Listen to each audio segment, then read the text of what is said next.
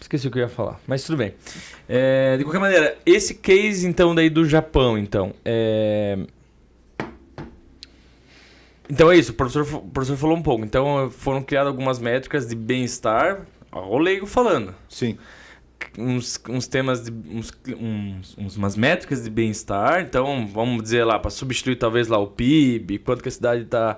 Né, aqueles índices que a gente usa aqui no dia a dia, que é para medir desenvolvimento econômico, em sua maioria, mas que seja. Eles desenvolveram os deles novos, já pensando, né, onde eles querem chegar. Pensamento social.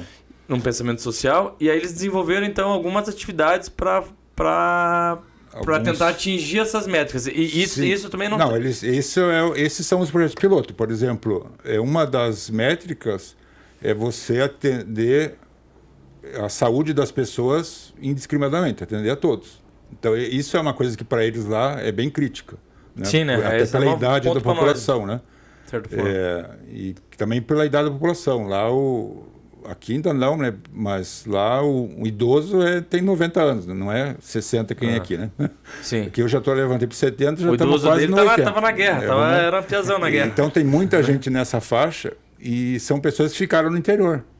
E as cidades não têm a infraestrutura que a gente tem numa cidade como Curitiba. Então as primeiras iniciativas deles foi levar a saúde para essas pessoas. E aí não é a questão de vou levar o aplicativo lá para o sujeito resolver tudo, eu vou levar posto de saúde, não. Eu preciso levar uma saúde integral, né? Não adianta eu só cuidar se o sujeito tem diabetes, se o sujeito tem hipertensão, coisa assim. Eu tenho que olhar a vida dele, né? Onde ele mora. E essa é uma infraestrutura que eles não têm em muitas cidades do interior lá, né? E tem uma área mais pobre lá também. A gente não imagina, e esse mas idoso tem. não está conectado, né? O né? sul do Japão é mais pobre do que o norte, né? Então eles criaram essa conexão para poder atender mais rapidamente, à distância, telemedicina, etc, etc. Então os projetos piloto eles estão acontecendo, mas são em essas coisas. Vamos levar o que a gente precisa levar em algumas áreas e vamos indo aos poucos, né? Porque eles ainda estão, digamos assim, iniciando, né? Não é uma coisa que já virou, já é algo que realidade, está realidade. Eles estão iniciando. Quando a gente volta fica trilhando nesse caminho, a gente começa a voltar à questão da educação. Porque aí a gente passa de uma educação formal, tradicional, que é alfabetizar, e a gente começa a ter alfabetização tecnológica. Então, que nem agora há pouco, eu falei um termo que nós três aqui compartilhamos. Eu tive um problema de DNS. O que é DNS? DNS é quando você coloca o URL lá, coloca lá www, canal Debulho lá, vou procurar, pesquisar Debulho, ok, ele vai colocar num site, você clica lá, mas por trás ele está resolvendo tudo por números. Mas aí o que acontece? Essas pessoas hoje em dia, né, quando a gente começa a implementar muito a tecnologia, a gente começa a criar uma certa distância. E é o que a gente está identificando como o analfabetismo digital. Uhum. Então, nossas crianças, nossos jovens, eles nasceram já numa tecnologia. Nós somos uma geração que se adaptou à tecnologia, mas tem uma geração atrás de nós que ela vê, às vezes, a tecnologia como adversário. Aqueles que furaram essa bolha e entenderam que a tecnologia pode ajudar, estão lá. Tem uma Alexa em casa para conversar, para marcar o horário do remédio, etc. Isso é uma interação da tecnologia ajudando a pessoa a ter qualidade de vida.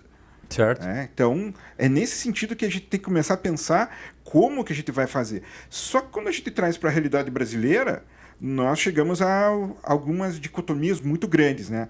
A gente fala, devemos levar a internet para todos os municípios. Ok, então se todos os municípios terão a internet adequada, perfeito. Mas e aí? Vai ver o quê? Rede social? Rede social, para falar fofoca. Para ver TikTok. Para ver TikTok, fazer dancinha. E aí, nisso, está correndo esgoto a céu aberto na cidade, a cidade nem tem esgoto. Sim. Tá? Então, de que maneira que a gente pode trabalhar nesses dois pontos? Então, isso aí tem que ser uma coisa muito mais ampla e bem pensada. Sim, então, como métricas, por exemplo, o problema da saúde. O professor falou saúde lá do Japão. A idade e a distância, né? Porque estão esses pontos, que alguns a idade, outros a distância, por causa das cidades pequenas. E aí entra a questão também econômica, né? Como é o problema que a gente tem aqui? Eu consigo levar um hospital e médico para lá, na quantidade que eu precisaria ter? Não. Eu tenho aí um investimento que eu preciso fazer. Eu preciso, né, para ter esses médicos lá, ou para ter um hospital, para ter uma clínica. Então, também eles olharam a questão do que a gente chama, que o pessoal de medicina chama de medicina preventiva, né? Eu tenho que ter uma outra forma de fazer com que as pessoas se previnam para não ficar doentes. Então, é uma coisa que já foi... Tem vários autores que já indicaram isso já há mais de 10 anos até, que o futuro, a profissão do futuro, daqui 50 anos, não vai ser as nossas aqui, vai ser o cuidador, a pessoa que vai cuidar dos outros. Esse vai onde vai ter mais gente trabalhando. Porque hoje é uma profissão que é pouco remunerada, digamos assim, é eventual esse serviço, porque você tem que contratar, digamos assim, e é uma coisa que não existe ainda como cultura, né? Sim. É bem pontual. O reconhecimento. E que aos poucos ela vai mudando, principalmente porque